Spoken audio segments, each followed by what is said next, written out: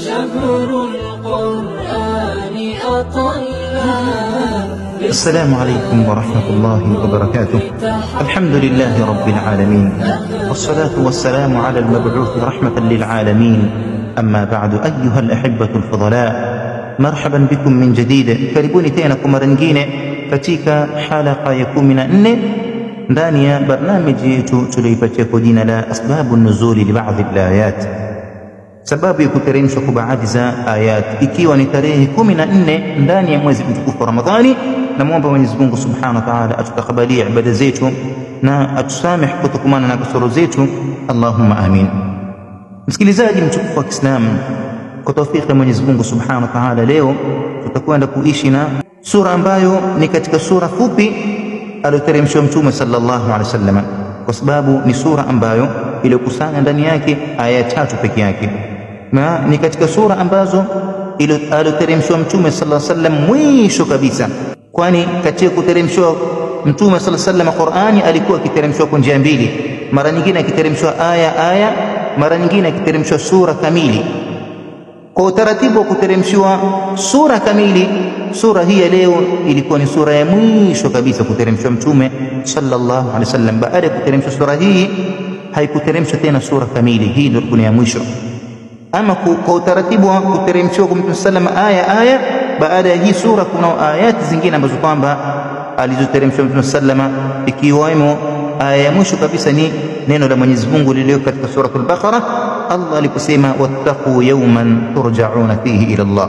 Ama kwa utaratibu wa kuteremshwa sura kamili, sura yetu ya leo ndio sura ya mwisho kabisa ambayo aliyoteremshwa Mtume sallallahu alaihi wasallam, bali sura ambayo kwamba tutakwenda kuishi nayo leo ni sura ambayo aliyoteremshwa Mtume sallallahu alaihi wasallam. Lengo na shabaha ni kupatiwa bishara kutokumana na nusra ya Mwenyezi Mungu Subhanahu wa Ta'ala iliyomkabili, kunusuriwa na Mwenyezi Mungu Subhanahu wa Ta'ala juu ya maadui zake. Kwanza, isitoshe katika sura ambayo tunataka kuizungumzia leo, Mwenyezi Mungu alimteremsha Mtume sallallahu alaihi wasallam, lengo na shabaha ni kumpatia bishara Mtume sallallahu alaihi wasallam kuhusiana na fathin adhim, ufunguzi wa nchi ya Makka na kukombolewa kwa nchi ya Makka, na Makka kuwa ni nchi ya Waislamu.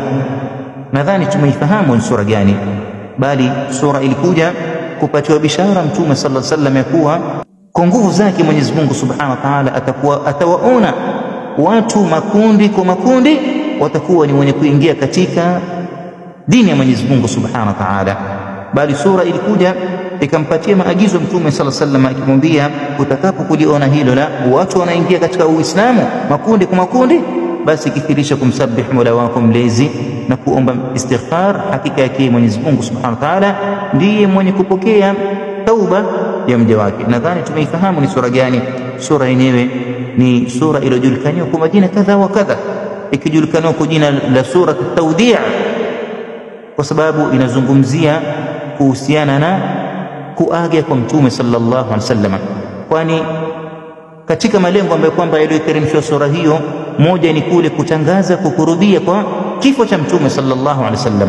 Nadhani imefahamika sura gani ni ipi, lakini katika majina yake ikijulikana kwa jina la sura at-Tawdi', kwa sababu ni sura yenye kuzungumzia kuhusiana na kukurubia kwa kuondoka kwa Mtume sallallahu alaihi wasallam duniani. Bali miongoni mwa majina yake sura hiyo ikijulikana kwa jina la surati al-Fath, kwa sababu ndani yake kumekuja kilima cha al-Fath. Bali kwa utukufu wa sura hiyo ikijulikana kwa jina la surati an-Nasr. Bali miongoni mwa majina yake sura hiyo, kama namna alivyosema maitu Aisha, ilikuwa ikijulikana kwa jina la surati idha jaa nasrullahi wal fath. Nataraji mpaka hapa tumeifahamu sura gani. Naam, ni azime moyo wako, wallahi ni mengi sana ambayo kwamba yaliyo mazuri katika sura hii. Leo tutatosheka na kuitafsiri hii sura ili tuangalie mazuri mengine katika halaka itakayofuatia biidhnillah. Allah subhanahu wa ta'ala ambia mtume wake sallallahu alaihi wasallam, idha jaa nasrullahi wal fath, pindi itakapokujulia wewe nusra ya Mwenyezi Mungu subhanahu wa ta'ala na ushindi, utakapokunusuriwa na Mwenyezi Mungu subhanahu wa ta'ala juu ya maadui zako makafiri wa Makka, na ukakufikia wewe ushindi wa Mwenyezi Mungu subhanahu wa ta'ala, ukafunguliwa nchi ya Makka na fath, ukapata ukombozi, ikakombolewa nchi ya Makka ikawa ni nchi ya Waislamu, basi muda huo waraaita an-nasa yadkhuluna fi dinillahi afwaja, na ukaona watu wanaingia katika dini ya Mwenyezi Mungu Subhanahu wa Ta'ala makundi kwa makundi. Mwenyezi Mungu Subhanahu wa Ta'ala ambaye mtume wake utakapoyaona hayo, basi fasabbih bihamdi rabbika wastaghfir innahu kana tawwaba. Anaombea mtume wake kithirisha kumsabbih Mola wako mlezi na kumtakasa Mola wako mlezi na kukithirisha kuomba istighfar. Kwa nini? Innahu kana tawwaba, hakika yake yeye Mwenyezi Mungu ndiye anayepokea tauba ya waja wake. Msikilizaji mtukufu wa Kiislamu, aliteremshiwa mtume sallallahu alaihi wasallam sura hii, asema Abdullah ibn Abbas radhiyallahu anhuma, kwa kule kuteremsha sura hii ilikuja kutangaza kukurubia kwa kifo cha mtume sallallahu alaihi wasallam. Endelea kuwa nami ili ujifunze mengi na mengi ambayo kwamba yaliyozungumzwa na sura hii.